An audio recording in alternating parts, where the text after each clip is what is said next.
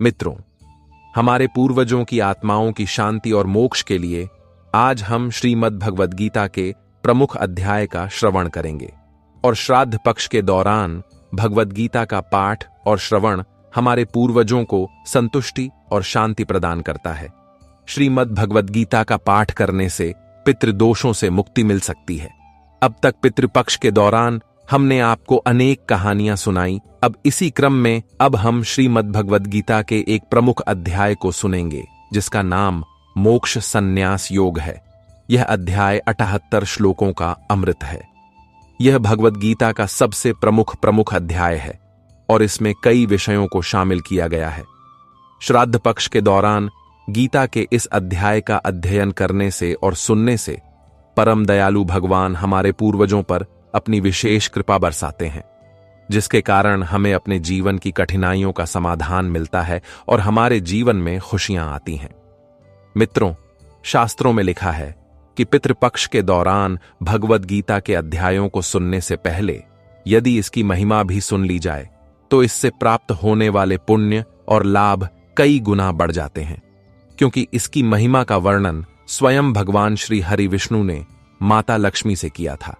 श्री नारायण जी ने कहा, हे लक्ष्मी जी, सभी नदियों में गंगा जी श्रेष्ठ हैं, सभी देवताओं में हरि श्रेष्ठ हैं, सभी तीर्थ स्थानों में पुष्कर, सभी पर्वतों में कैलाश, सभी ऋषियों में नारद और सभी गायों में कपिला कामधेनु गाय श्रेष्ठ है। इसी प्रकार गीता के सभी अध्यायों में यह एक अध्याय सबसे श्रेष्ठ और लाभकारी है। इसका फल सुनो। प्यारे मित्रों, एक बार की बात है, देवराज इंद्र सुमेरु पर्वत पर स्वर्ग में अपनी सभा में बैठे थे। उर्वशी नृत्य कर रही थीं और सभी बहुत प्रसन्न थे। इसी बीच भगवान श्री नारायण के 4 स्वरूप 4 भुजाओं वाले एक तेजस्वी पुरुष के साथ वहां प्रकट हुए और इंद्र को अपनी गद्दी से उठकर उस दिव्य पुरुष को वहां बैठाने का आदेश दिया। यह देखकर सभी देवता चकित रह गए।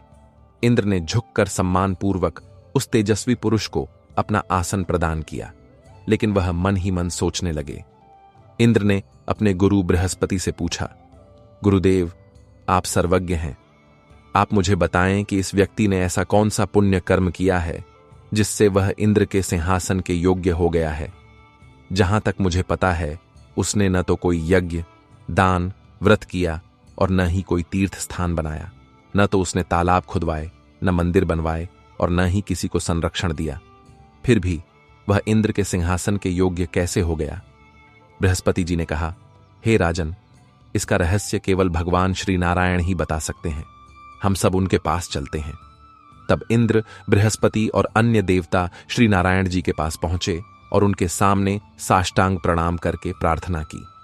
हे स्वामी, हे भक्तों के रक्षक, आपके 4 अनुयायी 4 भुजाओं वाले एक तेजस्वी पुरुष को लाए हैं और उसे मेरे सिंहासन पर बैठा दिया है।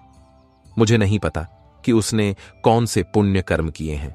मैंने कई अश्वमेध यज्ञ किए, तभी आपने मुझे इंद्र के सिंहासन के योग्य बनाया। लेकिन यह व्यक्ति किसी यज्ञ या दान के योग्य नहीं लगता। यह मुझे बहुत आश्चर्यचकित करता है। कृपया मुझे उसके बारे में बताएं कि उसने कौन सा पुण्य कर्म किया है। भगवान श्री नारायण मुस्कुराए और बोले, हे देवराज, चिंता मत करो। इस व्यक्ति ने निश्चित रूप से एक महान कर्म किया है। उसका नियम था कि वह प्रतिदिन स्नान करने के बाद श्रीमद् भगवद गीता के प्रमुख अध्याय का पाठ करता था, लेकिन उसके मन में सुखों की इच्छा अभी भी बनी हुई थी। जब उसने अपना शरीर छोड़ा तो मैंने स्वयं आदेश दिया कि हे पार्षदों, पहले इसे ले जाकर इंद्रलोक के सुखों का भोग कराओ। जब इसकी इच्छा पूरी हो जाए तो इसे मेरे परम मोक्ष पद पर ले आना। इसी कारण इसे सीधे इंद्रलोक लाया गया।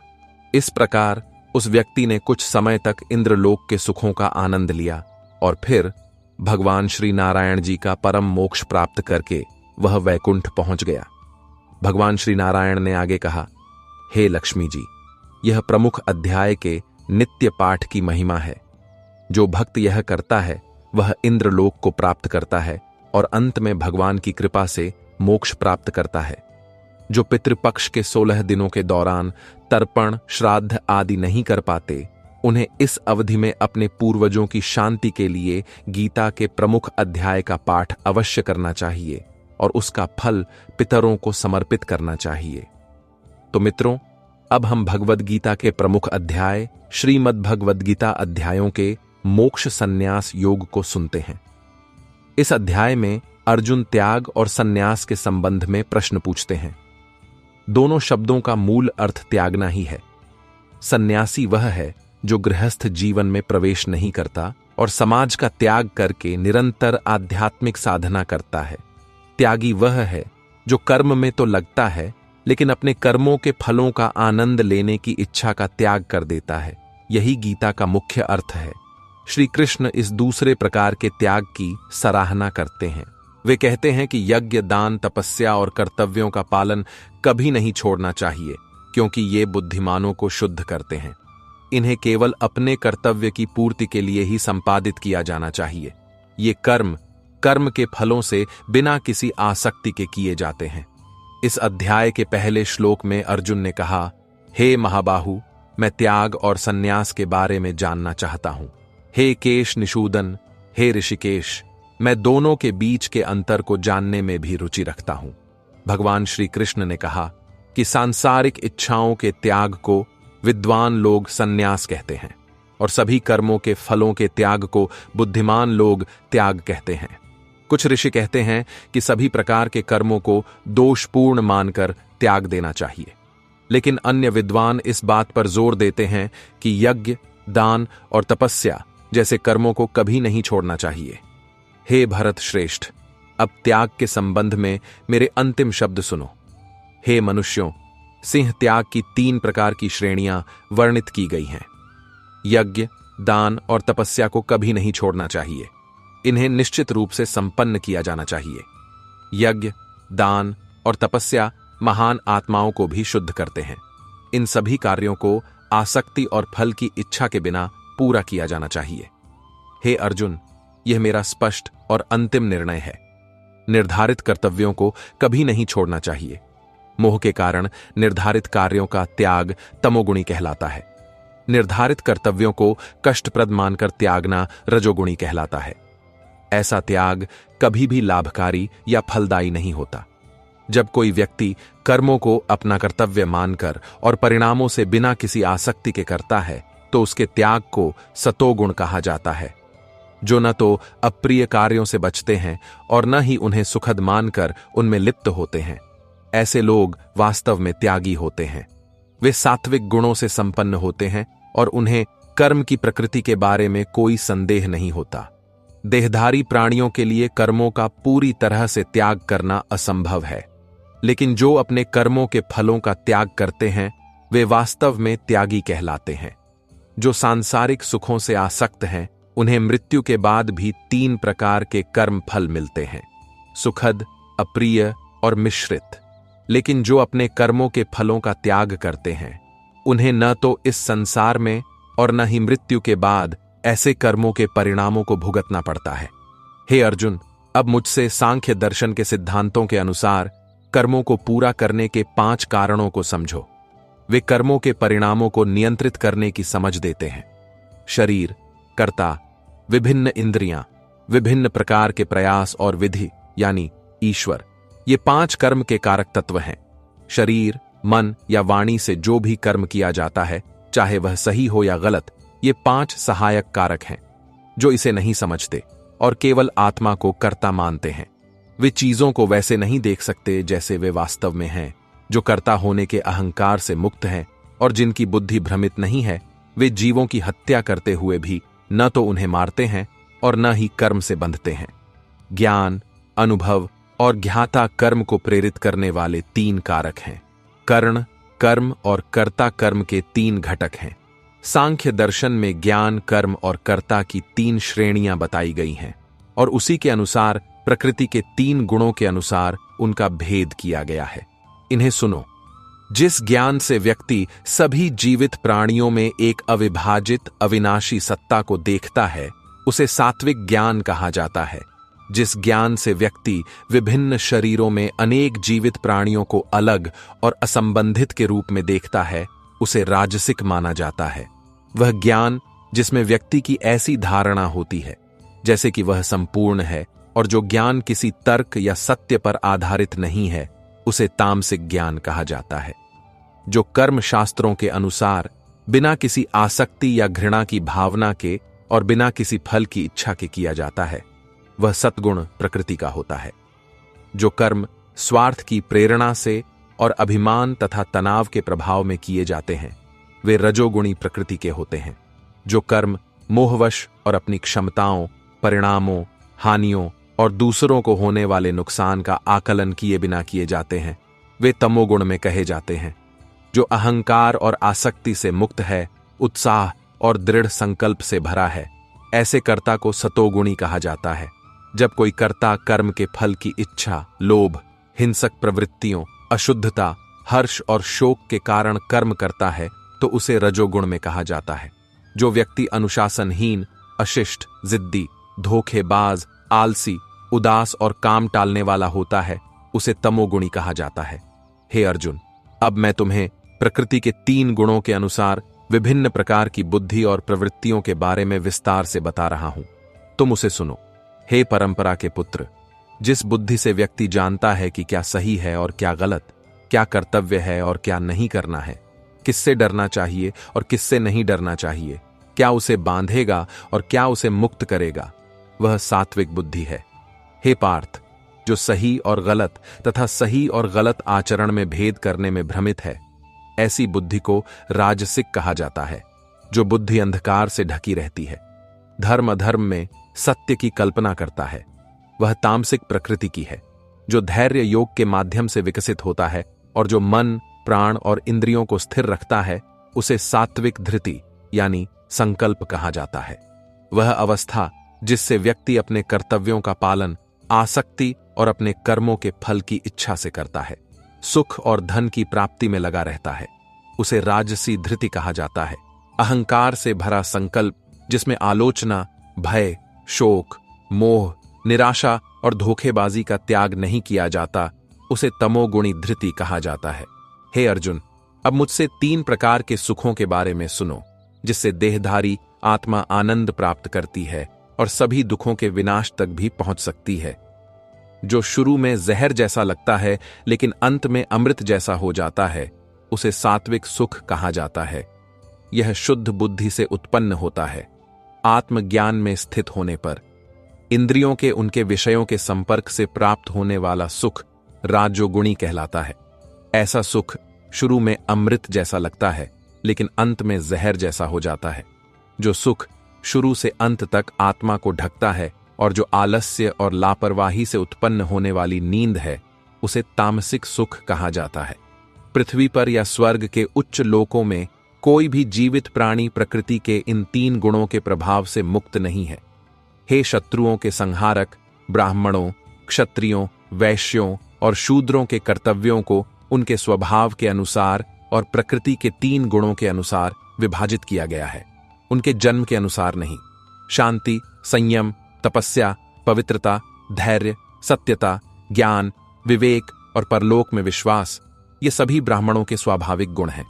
शौर्य, बल, धैर्य, सैन्य कौशल, युद्ध से न भागने का दृढ़ संकल्प, दान देने में उदारता, नेतृत्व क्षमता ये सभी क्षत्रियों के स्वाभाविक गुण हैं।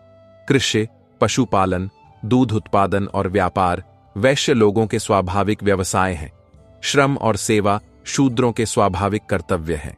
अपने स्वाभाविक कर्तव्यों का पालन करके मनुष्य पूर्णता प्राप्त कर सकता है।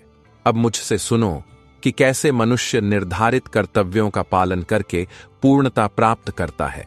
अपने स्वाभाविक प्रवृत्तियों का पालन करके सृष्टिकर्ता ईश्वर की पूजा करो, जिनसे सभी प्राणी अस्तित्व में आते हैं और जिनके माध्यम से संपूर्ण ब्रह्मांड प्रकट होता है।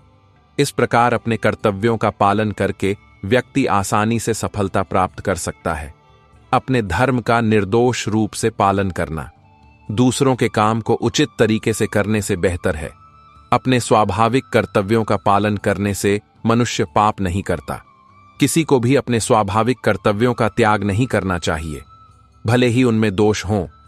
हे कुंती के पुत्र, वास्तव में सभी प्रकार के कर्म किसी न किसी बुराई से ढके होते हैं, जैसे आग धुएं से ढकी होती है। जिनकी बुद्धि हमेशा अनासक्त रहती है जिन्होंने अपने मन को नियंत्रित कर लिया है, जो वैराग्य का अभ्यास करके इच्छाओं से मुक्त हो जाते हैं, वे कर्म से मुक्ति प्राप्त करते हैं। हे अर्जुन, मैं अब तुम्हें समझाऊंगा कि जिसने पूर्णता प्राप्त कर ली है, वह पारलौकिक ज्ञान में दृढ़ता से स्थापित होकर ब्रह्म को भी कैसे प्राप्त कर सकता है। मुझसे संक्षेप में सुनो। कोई भी मनुष्य ब्रह्म को प्राप्त कर सकता है जब वह शुद्ध बुद्धि और दृढ़ संकल्प से अपनी इंद्रियों को नियंत्रित करता है, शब्दों और अन्य विषयों का त्याग करता है, क्रोध और घृणा को दूर रखता है। जो व्यक्ति एकांत में रहता है, कम भोजन करता है, शरीर, मन और वाणी को नियंत्रित करता है, हमेशा ध्यान में लीन रहता है, वैराग्य का अभ्यास करता है, जो अहंकार, अहिंसा, अभिमान, इच्छाओं, अधिकार और स्वार्थ से मुक्त है और जो शांति में स्थित है, वह ब्रह्म के साथ एक होने का अधिकारी है। पर ब्रह्म में स्थित व्यक्ति शांति प्राप्त करता है। वह न तो शोक करता है और न ही कुछ चाहता है। वह सभी के प्रति दयालु है। ऐसा परम योगी मेरी भक्ति को प्राप्त करता है। केवल मेरी प्रेममयी भक्ति से ही कोई मुझे वास्तव में जान सकता है। फिर मुझे सत्य के रूप में जानकर मेरा भक्त मेरे पूर्ण चेतन स्वरूप को प्राप्त करता है। मेरे भक्त सभी प्रकार के कार्य करते हुए पूरी तरह से मेरी शरण लेते हैं और मेरी कृपा से वे मेरे शाश्वत और अविनाशी धाम को प्राप्त करते हैं। अपने सभी कर्म मुझे समर्पित करो और मुझे ही अपना लक्ष्य मानो। बुद्धि योग का आश्रय लेकर अपनी चेतना को हमेशा मुझ में लीन रखो। यदि तुम हमेशा मुझे याद करते हो तो मेरी कृपा से तुम सभी कठिनाइयों और बाधाओं को पार कर जाओगे। यदि तुम अहंकार के कारण मेरी शिक्षाओं को नहीं सुनते तो तुम नष्ट हो जाओगे। यदि तुम अहंकार से प्रेरित होकर सोचते हो कि मैं युद्ध नहीं लड़ूंगा तो तुम्हारा निर्णय अर्थहीन हो जाएगा। तुम्हारा स्वाभाविक क्षत्रिय धर्म तुम्हें युद्ध लड़ने के लिए मजबूर करेगा। हे अर्जुन, जिस काम को तुम मोह के कारण नहीं करना चाहते उसे तुम अपनी प्रकृति की विवशता में करोगे। हे अर्जुन, ईश्वर सभी जीवित प्राणियों के हृदय में निवास करता है। उनके कर्मों के अनुसार वह माया द्वारा बनाए गए यंत्र पर सवार आत्माओं को निर्देशित करता है। हे भरत, पूर्ण त्याग और निस्वार्थ भाव से केवल उसी की शरण लो। उसकी कृपा से तुम पूर्ण शांति और उसके शाश्वत धाम को प्राप्त करोगे। इस प्रकार मैंने तुम्हें यह ज्ञान समझाया जो सभी रहस्यों से भी गहरा है। इस पर गहराई से विचार करो और फिर जैसा चाहो वैसा करो। मेरी परम शिक्षा को फिर से सुनो जो सबसे उत्तम गुप्त ज्ञान है। मैं इसे तुम्हारे लाभ के लिए प्रकट कर रहा हूं क्योंकि तुम मेरे प्रिय मित्र हो। हमेशा मेरा चिंतन करो, मेरे भक्त बनो, मेरी पूजा करो, मुझे प्रणाम करो। ऐसा करने से तुम निश्चित रूप से मेरे पास आओगे।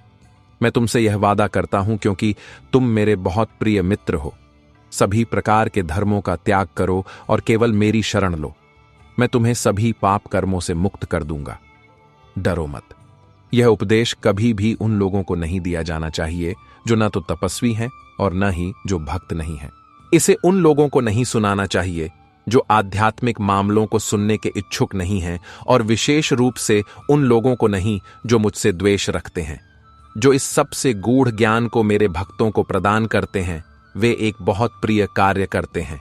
वे निस्संदेह मेरे धाम में आएंगे। कोई भी मनुष्य मुझसे बढ़कर मेरी सेवा नहीं करता और इस पृथ्वी पर मुझसे अधिक प्रिय कोई नहीं है और न ही कभी होगा। और मैं घोषणा करता हूं कि जो हमारे पवित्र संवाद का अध्ययन करेंगे वे ज्ञान के समर्पण के माध्यम से अपनी बुद्धि से मेरी पूजा करेंगे। यह मेरा मत है। जो इस ज्ञान को श्रद्धा और बिना किसी द्वेष के सुनते हैं वे भी पापों से मुक्त हो जाते हैं और मेरे उन पवित्र लोकों को प्राप्त करते हैं जहां पुण्य आत्माएं निवास करती हैं। हे पार्थ, क्या तुमने एकाग्र चित्त होकर मेरी बात सुनी? हे धनंजय, क्या तुम्हारा अज्ञान और मोह नष्ट हो गया है? अर्जुन ने कहा, हे अच्युत, आपकी कृपा से मेरा मोह नष्ट हो गया है। अब मैं ज्ञान में स्थित हूं, मैं संदेह से मुक्त हूं और मैं आपके आदेशों के अनुसार कार्य करूंगा। संजय ने कहा, इस प्रकार मैंने वासुदेव श्री कृष्ण और उदार मन वाले अर्जुन के पुत्र के बीच अद्भुत बातचीत सुनी। यह एक ऐसा रोमांचकारी संदेश है कि इससे मेरे रोंगटे खड़े हो जाते हैं। वेद व्यास जी की कृपा से मैंने इस परम गुप्त योग को स्वयं योगेश्वर श्री कृष्ण से सुना। हे राजन, जब भी मैं भगवान श्री कृष्ण और अर्जुन के बीच इस अद्भुत और आश्चर्यजनक बातचीत को याद करता हूं, तो मैं बार बार प्रसन्न हो जाता हूं। भगवान श्री कृष्ण के अद्भुत ब्रह्मांड को याद करते हुए मैं बार बार आश्चर्यचकित और आनंद से रोमांचित हो जाता हूं। जहां योग के स्वामी श्री कृष्ण हैं और सर्वश्रेष्ठ धनुर्धर अर्जुन हैं, वहां निश्चित रूप से अनंत धन, विजय, समृद्धि और नीति है। यह मेरा मत है। प्रिय मित्रों, आपने अभी श्रीमद् भगवद गीता के प्रमुख अध्याय मोक्ष संन्यास योग को सुना। इस अध्याय के माध्यम से आपने संपूर्ण भगवद गीता को सार रूप में सुना। पितृपक्ष के इस पवित्र समय के दौरान आपको इसे हर दिन अवश्य सुनना चाहिए और इसे अपने सभी प्रियजनों के साथ शेयर करना चाहिए और उन्हें भी सुनाना चाहिए। हम भगवान श्री कृष्ण से प्रार्थना करते हैं कि वे आप पर भी अपनी कृपा बरसाएं और पूर्वजों का आशीर्वाद आप पर हमेशा बना रहे। आपके जीवन की समस्याओं का समाधान बहुत जल्द हो जाए और आपका जीवन सुख और आनंद से भर जाए। धन्यवाद। पितृदेवताओं की जय। जय श्री कृष्ण। राधे राधे।